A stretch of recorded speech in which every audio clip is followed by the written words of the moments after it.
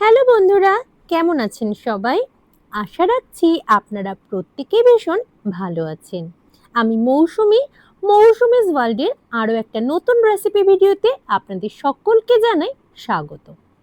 আজ আমি আপনাদের সঙ্গে শেয়ার করব মিষ্টির একটা দুর্দান্ত রেসিপি। আশা করছি যারা মিষ্টি পছন্দ করেন তাদের আজকের রেসিপিটা হবে এক্কেবারেই মনের মতো। আজকে যে মিষ্টিটা আমি তৈরি করে দেখাবো আপনাদের, এটা কিন্তু বাজার চলতি মিষ্টির দোকানে কিনতে পাওয়া যায় না। এর স্বাদটা এতটাই সুন্দর হয়, যারা খাবেন তারা কিন্তু অবশ্যই আপনার কাছে রেসিপি জানতে চাইবেন। যাই হোক, আমি নিজেও ভীষণ মিষ্টি পছন্দ করি। কিভাবে বানাচ্ছি চলুন এক ঝলকে দেখে নেওয়া যাক। আমি এখানে ব্যবহার করেছি 2 লিটার দুধ। অনেকক্ষণ ধরেই কিন্তু আমি দুধটাকে জাল করে বেশ খানিকটাই ঘন করে নিয়েছি। খুব ভালোভাবে জাল করার পর আমি 2 হাতা দুধ একটা আলাদা বাটিতে তুলে রাখছি, একটু উষ্ণ হওয়া অবধি অপেক্ষা করব। আর এদিকে দুধটাও কিন্তু অনেক সময় ধরে জাল হওয়ার ফলে বেশ ঘন হয়ে এসেছে।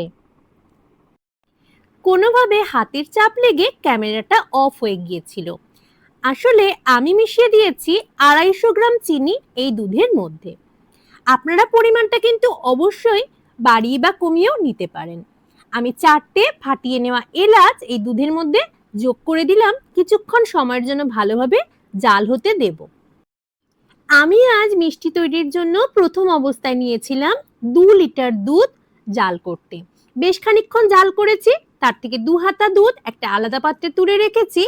আর এবার আরো বেশ কিছুটা দুধ, অন্তত 500 ml দুধ আমি তুলে নিচ্ছি অন্য একটা পাত্রে জাল করব বলে। দুটো পাত্রে কিন্তু আলাদা আলাদা করে আমি দুধটা জাল করে নিচ্ছি। আর যেই পাত্রে 500 মিলিলিটার দুধ আমি আলাদা করে জাল করতে বসালাম, তার মধ্যে মিশিয়ে নেব 100 গ্রাম পাউডার মিল্ক। পাউডার মিল্ক মিশিয়ে জাল করলে কিন্তু দুধটা অল্প সময়ের মধ্যে গাঢ় হয়ে আসবে আর টেস্টটাও অনেকটাই বেড়ে যাবে। আমি গুঁড়ো দুধটাকেও কিন্তু খুব ভালোভাবে মিশিয়ে নিলাম। বেশ খানিকক্ষণ সময়ের জন্য ভালোভাবে জাল করে নেব, যতক্ষণ না এটা একটা পাতলা ক্ষীরে পরিণত হচ্ছে। অনেকে এটাকে খুব ঘন ক্ষীর হিসাবে তৈরি করে নিতে পারেন, তবে আমার এভাবেই ভালো লাগে বলে আমি একটু পাতলাই রাখার চেষ্টা করি। বড় যে পাত্রে আমি দুধ জাল করতে প্রথমেই বসিয়ে দিয়েছিলাম, সেখান থেকে কিন্তু 2 হাতা দুধ আপনাদের দেখিয়ে আমি তুলে রেখেছিলাম। সেই দুধটা এখন কিন্তু বেশ অনেকটাই ঠান্ডা হয়ে এসেছে। এবার এর মধ্যে দিয়ে দিচ্ছি 2 চামচ পরিমাণ কাস্টার্ড পাউডার। আর পাউডারটা যুক্ত করার পর আমি খুব ভালোভাবে চামচের সাহায্যে মিশিয়ে নিচ্ছি দুধটার মধ্যে। এই কাস্টার্ড পাউডারটা ব্যবহার করার জন্য দুধের কালারটাও যেমন সুন্দরভাবে চেঞ্জ হয়ে যায়, খেতেও কিন্তু অসম্ভব সুন্দর লাগে। আমি এই দুধটাকে আরো কিছুক্ষণ জাল করব আর তারপর কিন্তু গ্যাসের ফ্লেমটা দেব অফ করে। আর অন্য পাত্রে যে দুধটার মধ্যে আমি গুঁড়ো দুধ মিশিয়েছিলাম, সেটাকেও কিন্তু আরো একটু ঘন করে নিয়েছি। আমার দুধটা রেডি হয়ে গেছে। দুটোই আলাদা আলাদা ভাবে আমি ঠান্ডা হতে দিয়েছি, তবে একেবারে ঠান্ডা হয়ে গেলে কিন্তু এই যে মিষ্টিটা তৈরি করব সেটা ততটা সফট হবে না। উষ্ণ অবস্থাতে মিষ্টিটা তৈরি করতে হবে। আমি নিয়ে নিয়েছি বেশ কয়েক পিস স্লাইস পাউরুটি, আর পাউরুটিগুলোর চারপাশের অংশটা কেটে বাদ দিয়ে রেখেছি। এবার আমি মিষ্টি তৈরির জন্য যে কপিস পাউরুটি ব্যবহার করছি, সেই পাউরুটিগুলোকে একটু সেঁকে নেব। নিয়ে নিয়েছি একটা ননস্টিক ফ্রাই প্যান, এর মধ্যে নিয়ে নেব বেশ কিছু পরিমাণ ঘি। প্রথমে ঘিটাকে ভালোভাবে গরম করে নেব।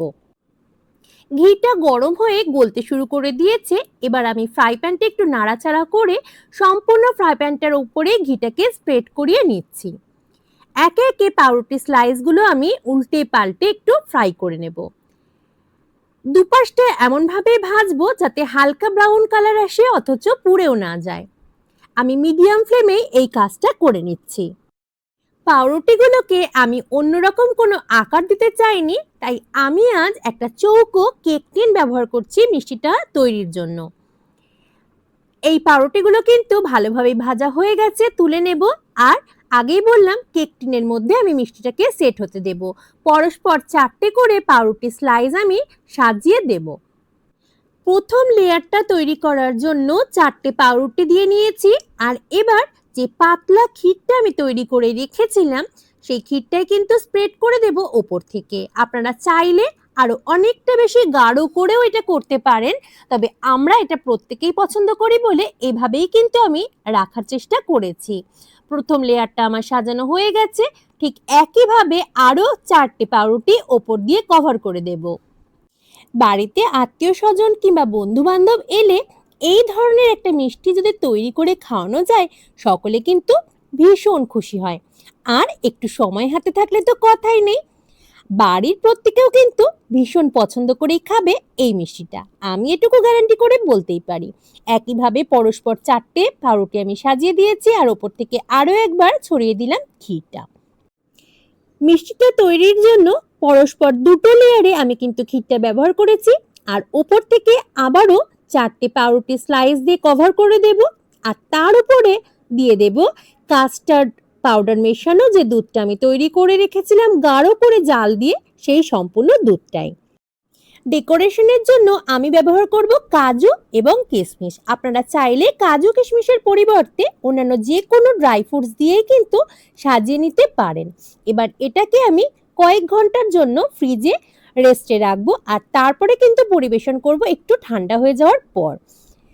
একেবারে গরম অবস্থাতে কোনো মিষ্টি কিন্তু খেতে ভালো লাগে না। আমি বের করে দেখাবো আপনাদের কেমন হয়েছে মিষ্টিটা তৈরি।